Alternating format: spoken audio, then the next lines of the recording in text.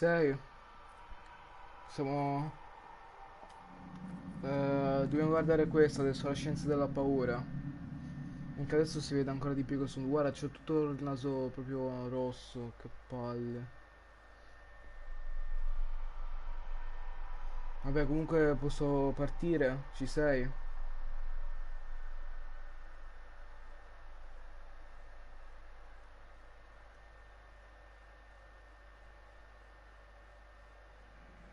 Ok.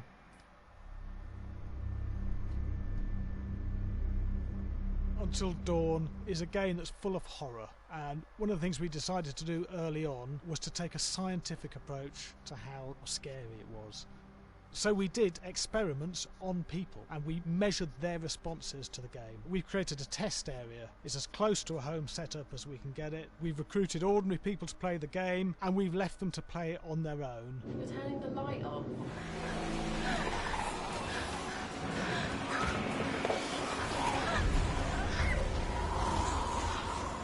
The only difference is it's rigged with cameras and microphones that relay the data through to the next room where people are watching them play.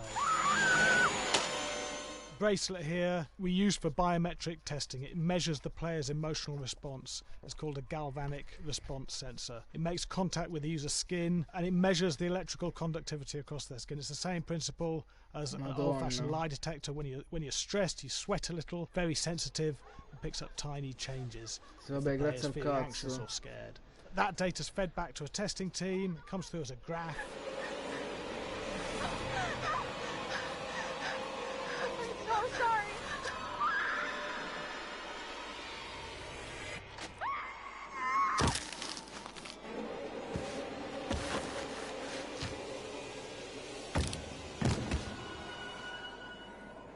There's no point testing one or two people, you have to test a lot of people. And what's your step? When we have a scare that's consistently has a measurable emotional response, then we knew it was good. If it didn't have that, it goes back to the team for improvement. The data doesn't tell us what's wrong with the scare, it only tells us if it's working or not. Wait, okay, so you hear that too, right? Josh. Here we have a chapter relatively early in the game. Weirdly regular. Nothing regular about it. We have to create tension and anxiety in the player so they are ready to receive the scare.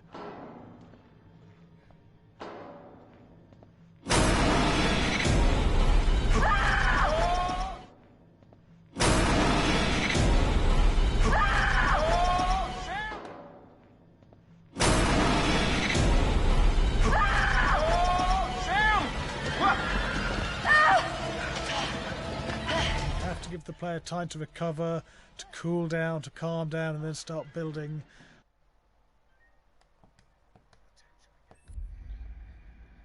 Allora, da quanto ho capito sto filmato, sto bozzetto, praticamente loro hanno cercato di fare l'horror, cioè rendere proprio l'horror più possibile.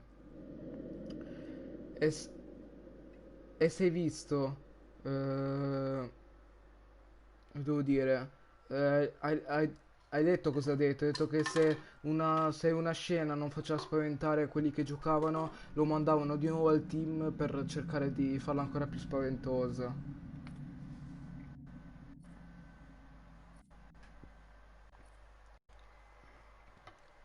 Che hai capito?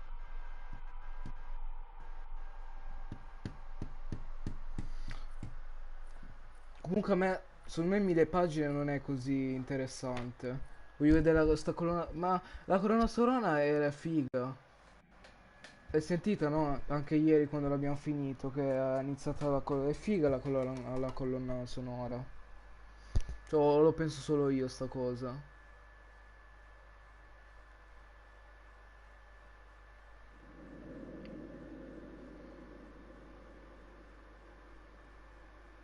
Cioè, ti piace anche a te o no?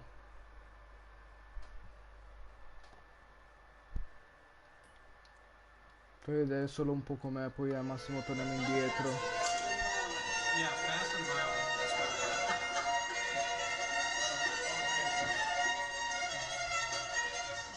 we're. All right, from the top.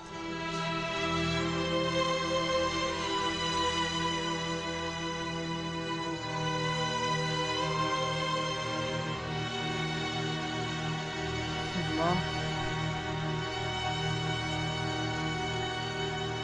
My name is Jason Graves, and I'm the composer for Until Dawn.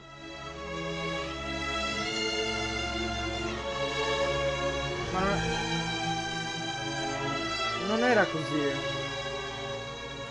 I've been involved with Until Dawn for about a year now. Originally, I was contacted by Barney Pratt, the audio director. I think that had something to do with my lineage of horror games, and hopefully not the fact that my last name is Graves, although a lot of people seem to associate my name with scary music.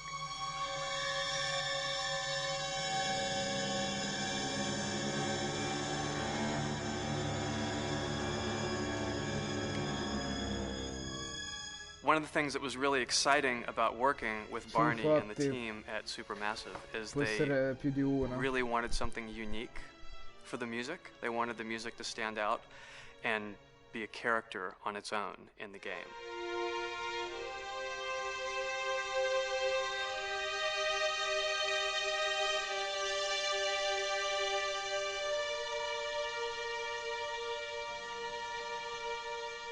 When I'm first starting on a new score, and it doesn't matter if it's film, television, or games, I always end up going to the main.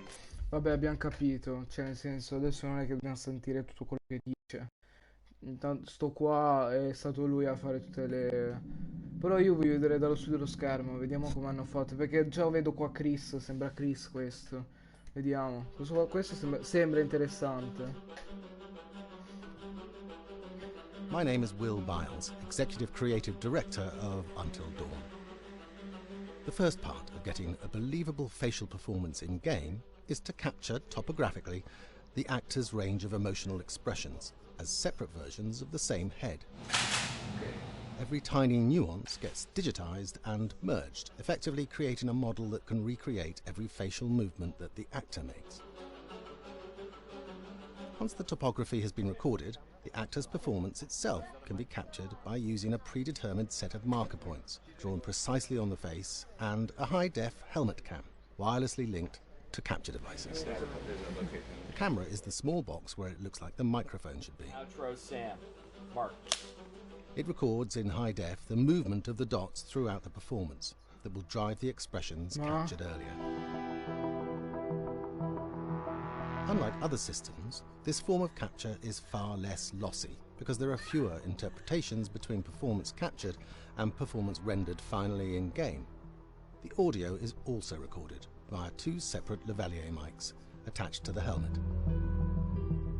It takes a while for the actors to acclimatise to carrying around the recording devices and the helmet cams, but very soon the shoot becomes similar to any other effects shoot or a green screen shoot. The actors in these scenes are only recording facial animation, but use cursory body movements for pacing. Wait, and maybe we should all stick together and find everybody and make sure they're all okay, so... 1-1, the year before the prank. Take 2, Mark. Other than the other actors, they have to use their imagination for everything and everywhere that they are supposed to be seeing and feeling. Idiot! So dumb! From a hot midday studio in Los Angeles to a freezing midnight mountain in British Columbia.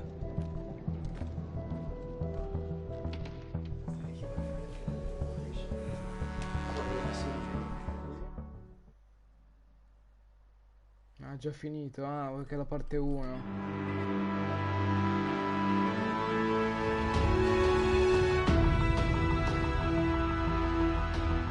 Because Until Dawn has a dynamic, ever-changing story, the facial performances and the body performances are recorded separately, with different systems.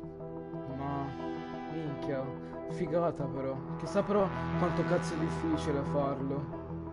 With the body capture, we use reflective bead suits and an infrared camera matrix system that drives the CG bone hierarchies in our character models. These performances cover everything from character locomotion, scene-specific performances and stunt work, most of which was recorded at studios in Pinewood and Shepperton, near London. Hello? Combining all the elements seamlessly in the final game becomes a formidable editing and logistical task. Every variation, both physical and emotional, must be combined in these multi-edits.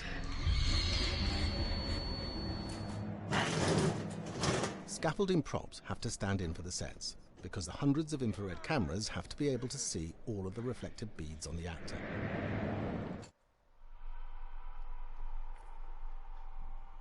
Appunto, chissà quanto cazzo di soldi. Vediamo questo qua, l'orrore prende vita. Just move over there. Go on, move. Let me say what I came to say. I'm here to tell you what you're up against being back on this mountain. You should never have returned. I don't know why you did after what happened last year. You mean with Hannah and Beth? Yeah, how could you know without being involved? I don't take kindly to you kids coming up here to my mountain. Your mountain. The mountain don't belong to me, it's true. But it don't belong to the Washingtons. This mountain belongs to the Wendigo. Hi, this is Lee Robinson, production designer at Supermassive Games. Understanding the ancient myths of the Wendigo was key for their development that helped the visual look. Through sketches and concepts, these elements were visualized, such as eyes being milky, almost dead, with loss of lips and eyelids due to frostbite, fangs growing and arms and legs getting longer, with skin hardening and thickening to look snarling and menacing, yet withered and lean. The hell was that? Another fucking piece of... Fingers and toenails extending like claws, allowing them to climb effortlessly. We made them look gaunt and weathered, and having ragged remains of clothes they wore. Blood-stained and rotten, with patches of hair still remaining, they retained strong skeletal limbs, which enable them to be agile and quick through the environment.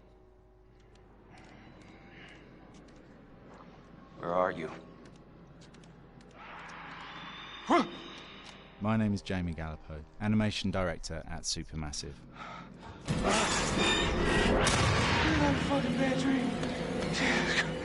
The overall direction on the creature was to be very strong, to be extremely fast. We wanted a spider-like movement to the creature. 1 minute scampering to leaping and then crawling, almost instantaneous. And finally, we wanted the creature to have this real, uncontrollable thirst for flesh.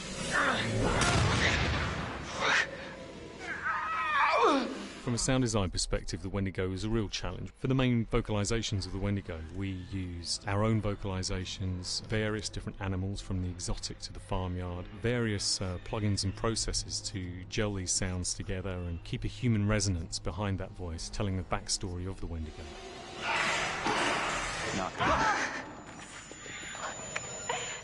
During the chase sequences, the anger of the Wendigo is felt by encircling breaths, screams and screeches that essentially chase you as you're being chased by the Wendigo.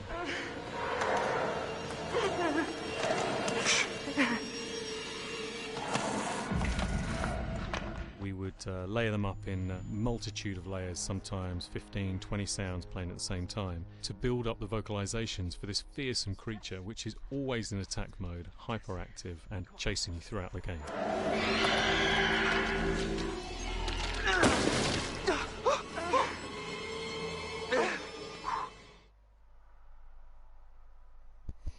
Bah, qua ha spiegato come hanno fatto il Wendigo, cioè come l'hanno fatto, i movimenti, tutta questa roba qua.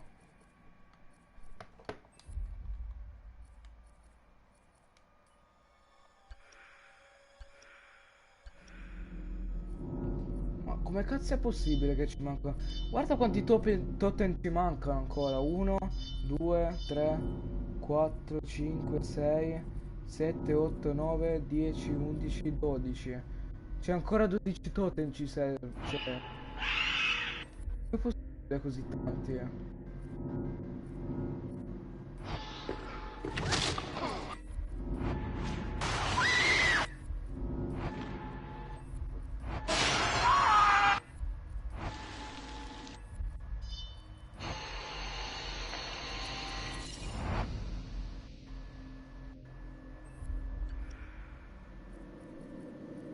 Qua comunque tutte le scelte che potevamo fare, l'unica che non abbiamo fatto è stata questa.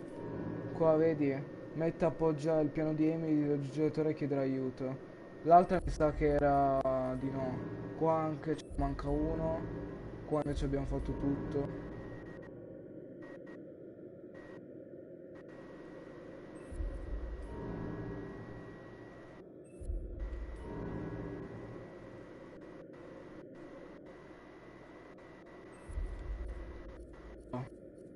Sì, ma comunque abbiamo fatto tutto.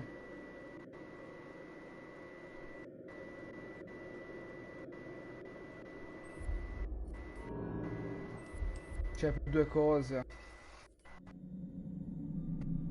So che dovremmo vedere questo qua a 1000 pagine, ma non è che mi convince molto.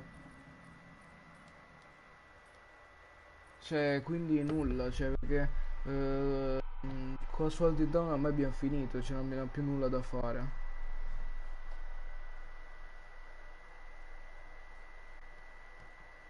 Te l'ho detto, era giusto per vedere, finire di vedere i bozzetti.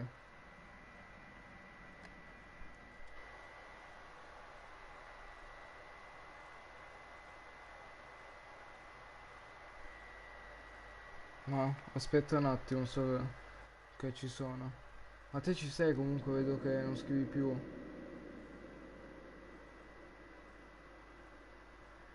Ah, ci sei scritto RIP.